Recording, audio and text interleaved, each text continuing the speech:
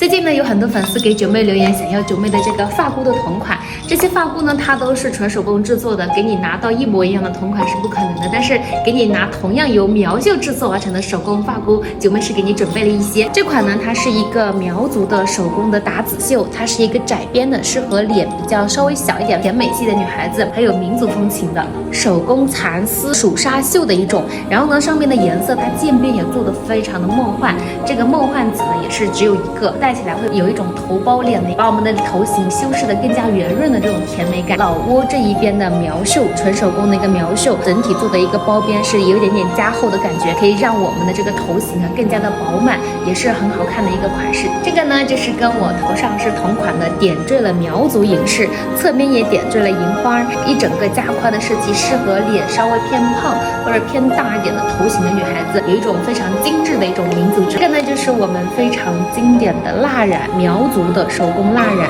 它上面的手工蜡染是那种贵州安顺的风格，有一种梦幻如梦似幻的感觉。这个呢，就是加宽型的打籽绣，就是适合脸稍微偏胖一点、偏圆一点的女孩子，然后加宽的设计会让它的视觉更有民族的风情，每一个细节都处理得非常的精致和细腻。这是我去越南那边收回来的一个手工刺绣，这个也是九妹亲手制作的，它整体做起来的风格也有一种孔雀蓝的一种亚热带的东南亚的风情之美。最后一个给你们看一下九妹头上戴的这个呢，它是一个梦幻紫，也是蚕丝呢绣了我们苗族的一些图腾，边上也点缀着这种小鳞片，每一个发箍它都是独一无二的。这么多的发箍，你们喜欢哪一个呢？往事流转